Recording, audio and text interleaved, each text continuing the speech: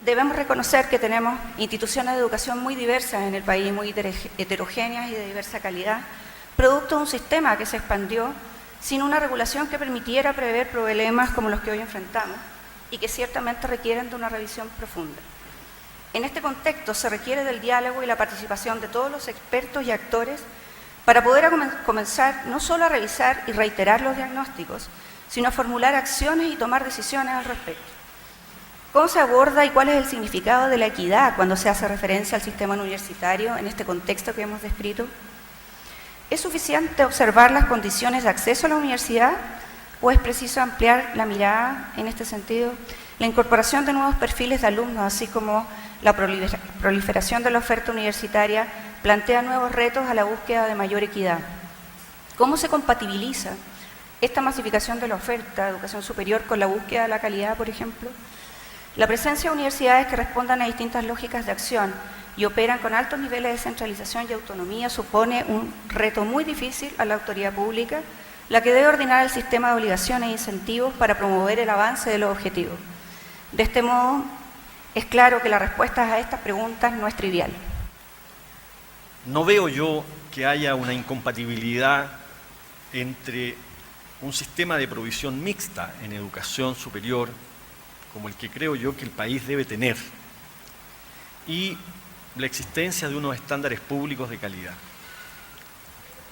Creo que tampoco se debe ver como una incompatibilidad la relación que pueda darse entre esos estándares públicos de calidad y la libertad de enseñanza. Otro principio, a mi juicio, fundamental para la convivencia democrática en una sociedad que se reconoce plural y diversa. Y que, desde ese punto de vista, esos estándares públicos de calidad deben dar lugar a un marco regulatorio que hoy día el sistema de educación superior no tiene. Y por lo mismo observo críticamente, ¿no?, que en materia de calidad se pueda eximir al Estado de responsabilidad.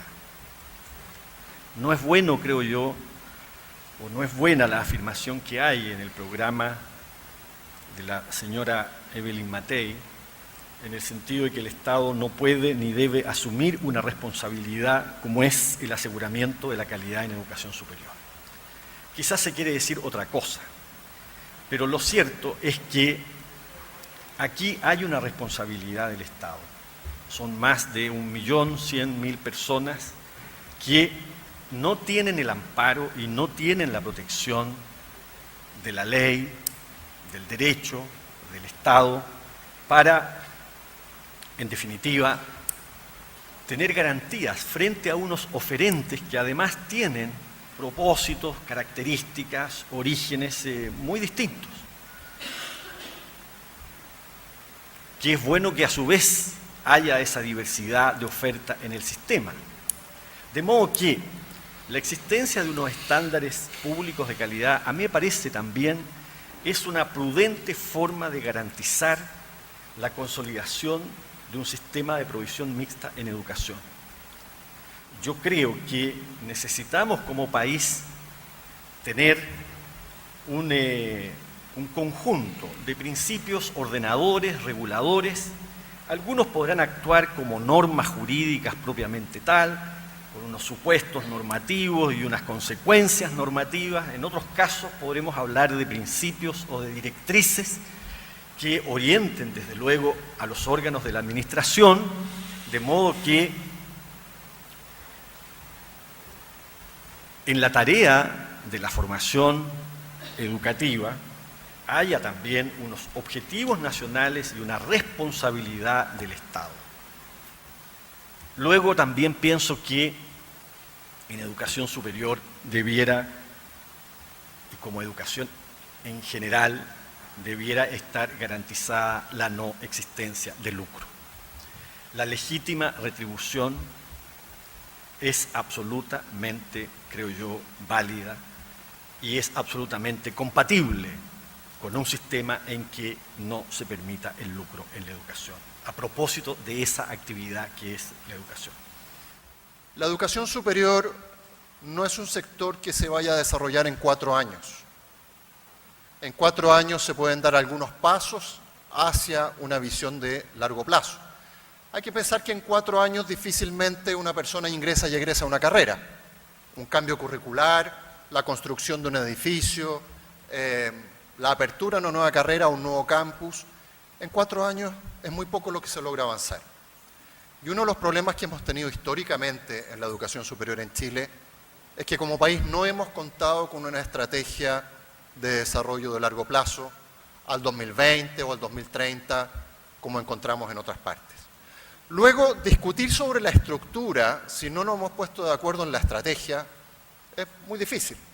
Necesitamos una superintendencia, como decía recién el rector, necesitamos una nueva agencia de calidad, necesitamos un marco de cualificaciones. ¿Qué necesitamos? Luego, la discusión de la gratuidad debiera comenzar entonces por cómo financiamos los estudios postsecundarios de aquellos que en general van a estudiar menos años y que tienen menos capital, ¿cierto?, cultural o social e incluso económico de sus familias para poder financiarlo. También se echa de menos una mirada acerca de cuál es el perfil del estudiante. Las propuestas están muy centradas en la institucionalidad y desde las políticas públicas. Se piensa que el estudiante va a ser este estudiante, llamémoslo tradicional, de entre 18 y 23 años, que solo estudia.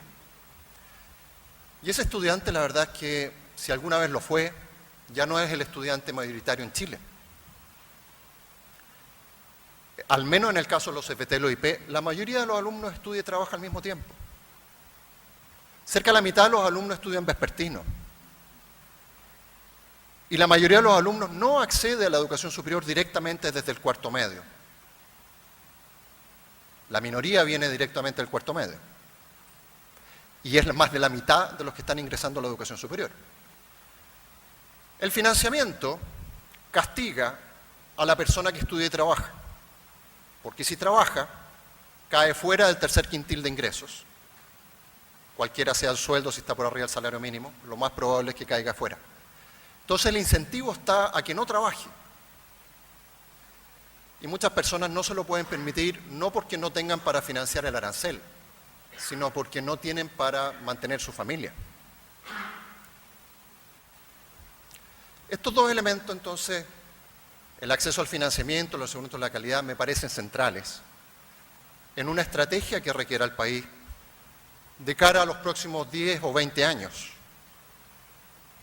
Y habría que decir entonces que las medidas que se proponen en estos dos programas, uno puede estar de acuerdo o en desacuerdo puntualmente en función de ciertos supuestos que uno tenga que hacer y sobre todo sobre la manera como esto se va a operacionalizar. Y de eso sabemos todavía muy poco. Y creo representar la conversación que se da en el pasillo al decir que las propuestas que están en estos programas están lejos de entregar luces sobre cuál va a ser concretamente el desarrollo que va a tener los distintos ámbitos de la educación superior en los próximos años. Muchas gracias. Si triunfa Matei, el sistema de educación superior va a mantener una fisonomía semejante a la que hoy día tiene el sistema, con la siguiente corrección. Tendríamos un sistema de provisión mixta con igualdad de trato, es decir, todas las instituciones privadas, tanto las creadas antes de 1981 como las creadas luego de 1981, además de las instituciones estatales, merecerían el mismo trato, sea porque recibirán aranceles conforme al subsidio a la demanda que antes describí, sea porque accederían a fondos de investigación mediante procedimientos competitivos.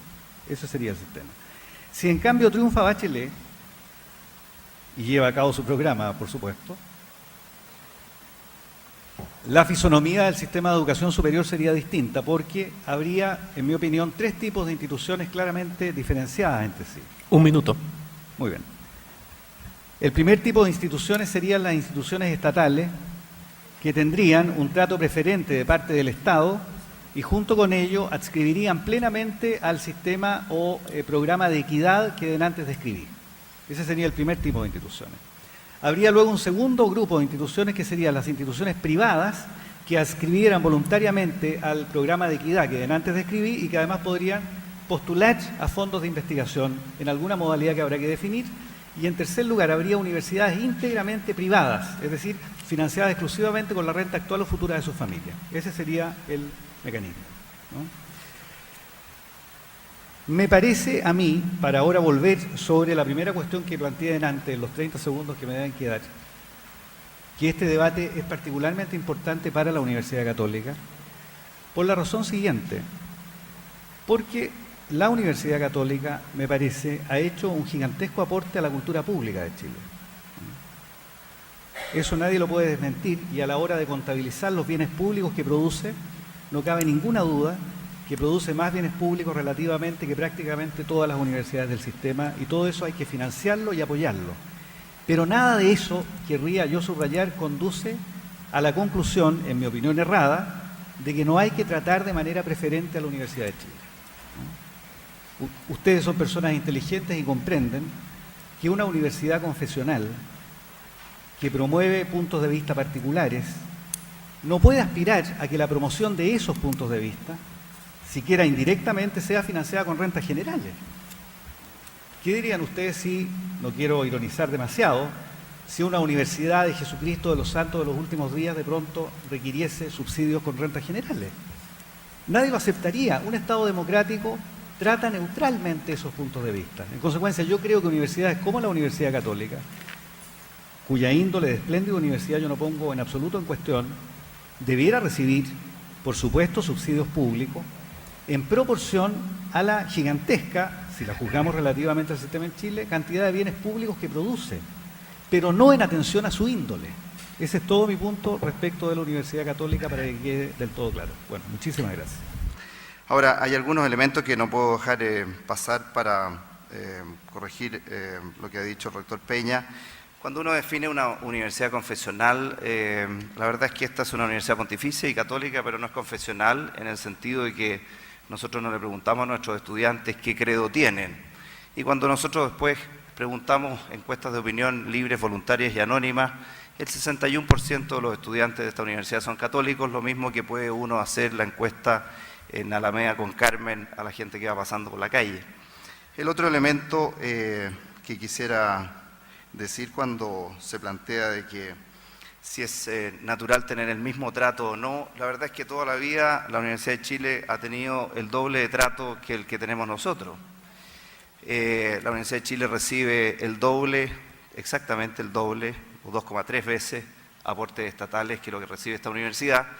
Y cuando uno ve el producto en formación de doctores, de publicaciones, de innovación curricular, etcétera, podemos decir que la Universidad de Chile en muchos de esos elementos tiene entre un 8 y un 15% de mayor productividad, teniendo más de un 100% de aporte económico. Por lo tanto, yo creo que aquí no se está en la discusión si tenemos que tener el mismo aporte o no, sino que está en la discusión de cómo ese aporte que ha sido durante tantos años, prácticamente 90 años de aporte estatal en el caso de esta universidad, se relaciona con el producto final de lo que cada casa de estudio está entregándole al país en bienes públicos, como muy bien reconocía el rector Peña, de los bienes públicos que produce esta universidad. Desde el punto de vista de las áreas de acción y relacionando con las propuestas presidenciales, a mí me parece que ambas propuestas son críticas de la PCU y nosotros somos bastante críticos de la PCU y estamos tratando de mejorar todos sus aspectos,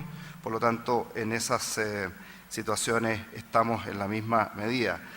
La formación de profesores se ha discutido poco en este panel, pero ambas candidaturas la tienen, creo que es crucial, creo que hay que darle confianza a los profesores, creo que tenemos que ayudar a formarlos, capaz cada vez captar mejores estudiantes, creo que la formación del liderazgo escolar es clave, me parece que tanto las pruebas de INICEA como los SIMS, etcétera, tienen que ser orientados a realmente tener información que no va al marketing, que no va a los diarios para hacer ranking, sino que información que va a los propios involucrados para saber cómo mejoramos.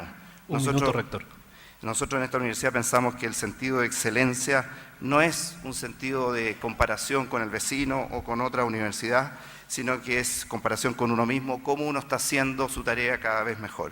Cierro con los temas de futuro, que yo extraño en los dos programas y por eso que no quedo contento con ninguno de los dos programas, porque creo que los temas de futuro en educación superior son cuál es la innovación curricular que vamos a hacer, cuáles son las nuevas metodologías de aprendizaje, cómo están estudiando y aprendiendo los chiquillos que tienen 17, 18, 20 años, tan distinto a cómo aprendemos y conocemos nosotros.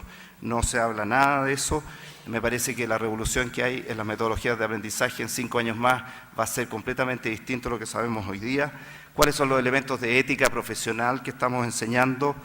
¿En qué sentido las universidades de investigación orientan su investigación a la innovación y transferencia de conocimiento? ¿Cuál es el tema que se aborda de la sustentabilidad al interior de nuestras instituciones? Y por último, y no con ello menos importante, 2 temas finales: cómo enseñamos a nuestros estudiantes con necesidades especiales, y para finalizar, cómo cada una de las instituciones que estamos aquí se relaciona con los territorios.